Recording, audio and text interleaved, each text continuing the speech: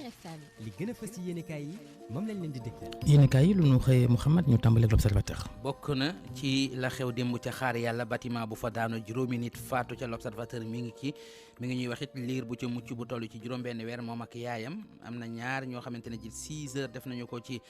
tojuti bâtiment yi ginnaaw bi ci lañ leen génnee caaroy sant yàlla du doy waar a fa xew benn waay bu àndul ak xelam moo tëju ci néeg tëjaale ñaari doomam yu jigéen bëgg a faat kenn ka muy kàccam ak toll ci ñetti at yéenekaay bi di l'Observateur def na reportage jëm ci présidentielle 2024 yi campagne beek ñi cay yëngu di ca defi affaire seen bamba di ca maase ñooñu la xëy dajeel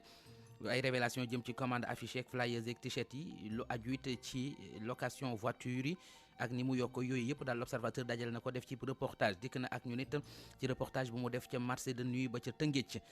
mu ne seetlu nañu ne yëf yi mi ngi fay bëgg a xew jamono ji mooy marché ba daal guddi lay dox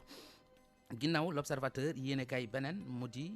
las li mu xëyee mooy wàllu crise institutionnelle loom la xëyee ak plénière aujourd'hui tey jii kon ngir xool nu ñuy def ba taxawal ab commission d'enquête parlementaire Sud Quotidien xëy ca di ñu xamal ne tey jii mooy àllarbay dëgg mercredi de vérité enquête dikk ak ñun ci commission enquête parlementaire li mu xëyee mooy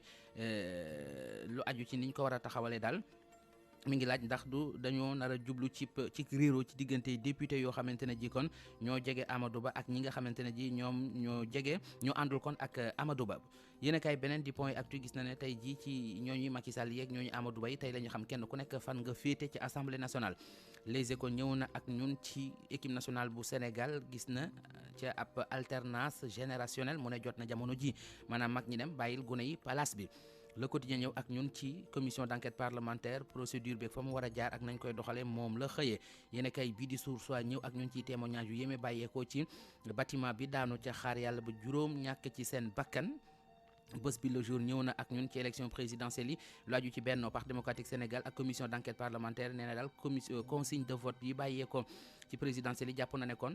toog téye say loxo mu di arme abstention moom la ñu bëgg a doxal Parti démocratique Sénégal tontu nañu APR lii quotidien moo bind loolu ci xëtam mu njëkk li ñu wax mooy commission d'enquête parlementaire amul dara loo xamante ne ji dina ko xuri ba mu wokk ko ci mbiri séparation pouvoir bi nga xamante ne ji réewum Sénégal mi ngi koy doxee yéene kay beneen di la mandat nee na PM candidat talibé noonu la xëyee ci visite yoo xam ne def na ko ci Daaru Muxti démb mooy li mu ñu xëy di xibaar Walf Quotidien xëy dalal docteur Rose Wardini